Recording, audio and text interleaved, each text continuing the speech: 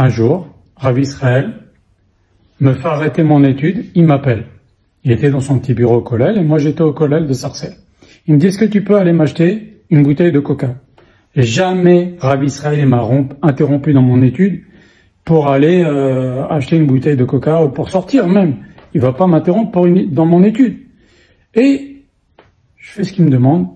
Je vais dans le Franprix d'à côté. Et à l'époque à Sarcelles, il y avait la moitié du Franprix, c'était Franprix, et l'autre moitié c'était Saba, c'était un magasin cachère.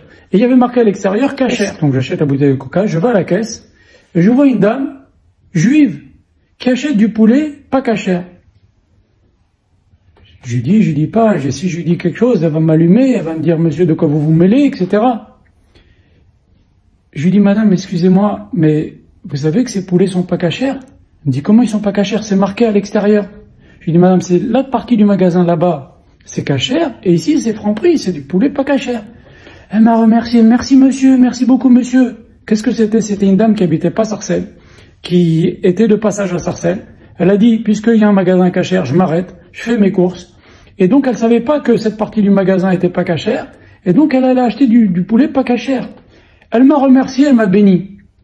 Et maintenant, après, j'ai compris pourquoi Rav Israël m'a interrompu, il m'a dit, va m'acheter du coca, alors que c'est pas le style du tout. Il en avait rien à faire de rien, de boire, manger, ça l'intéressait pas. Et donc, moralité de cette histoire, il faut oser dire gentiment aux gens, ils attendent que ça. Un petit mot gentil pour les remettre un peu dans la bonne direction, pour dire, il y a ça qui va pas. Si on le dit gentiment, ça passe très bien. Et si ça passe pas, eh ben, de toute façon, nous, on aura fait la mitzvah de Tochacha. C'est tout. La mitzvah de Tochacha, elle dépend pas du résultat. Hachem, il nous demande de parler. Donc maintenant, il y a des tas de gens qui veulent avancer. Seulement, ils n'osent pas demander. Il faut pas avoir honte d'appeler des copains pour les messieurs, d'appeler des copines pour les dames. Est-ce que tu allumes les bougies? Tu veux que je t'apprenne à faire le schéma? Il y a marqué qu'avant que ma chère vienne, il va y avoir une soif énorme de Torah. Et on la voit, Baruch Hashem. Donc il faut pas hésiter. Je raconte une deuxième histoire extraordinaire. Il y avait un monsieur, il était à deux doigts de respecter Shabbat, mais il respectait pas encore Shabbat. Et Rav Israël, il voyait que ce monsieur-là, ça se déclenchait pas. Alors qu'est-ce qu'il a fait Rav Israël? Il lui a dit, tu peux me servir du vin? Alors le type lui a dit, mais Rav Israël, je suis pas shomer Shabbat. Qu'est-ce qu'il fait Rav Israël? Il prend le vin, il boit. Il dit, mais tu veux pas maintenant que je bois du vin pas cachère? Alors maintenant t'es obligé d'être shomer Shabbat. Véridique. Maintenant t'es obligé d'être shomer Shabbat. Et le type, il a été obligé d'être shomer Shabbat maintenant. Pour pas faire boire à Rav Israël du vin pas cachère. Alors regardez la force d'Egdolim. La force d'Egdolé Israël.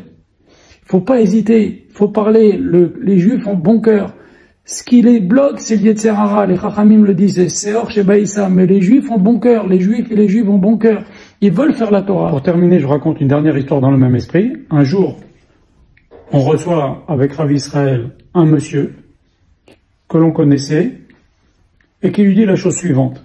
Rav Israël, mes associés se sont mis à être shomer Shabbat. Ils veulent fermer nos magasins. Moi, je suis pas shomer Shabbat. On est en désaccord total. Y en a marre, vous pouvez leur parler, moi je suis pas tenu à fermer les magasins Shabbat, etc. Personnellement, j'ai trouvé chutzpah, sa façon de parler. Dire ça comme ça, Rav Israël, moi je suis pas Shabbat, etc. J'ai trouvé ça. Voilà comment j'ai pris les choses. Rav Israël a pris la chose complètement différemment. Il lui dit, eh ben maintenant tu as l'occasion toi aussi de te mettre à être shomer Shabbat. Alors là, deuxième étonnement, j'étais aussi étonné que Rav Israël réagisse comme ça. Mais Rav Israël, il a compris que ce monsieur, il lui tendait une perche. Et, à mon troisième étonnement, ce monsieur lui dit, d'accord, je vais être shomer Shabbat. Alors qu'au début, ça s'est pas du tout présenté comme ça. Le monsieur lui dit, bon, d'accord, Rav Israël. Rav Israël avait compris que ce monsieur, il avait besoin qu'un tout pousser un tout petit peu comme ça avec le petit doigt pour se mettre à être shomer Shabbat. Moralité.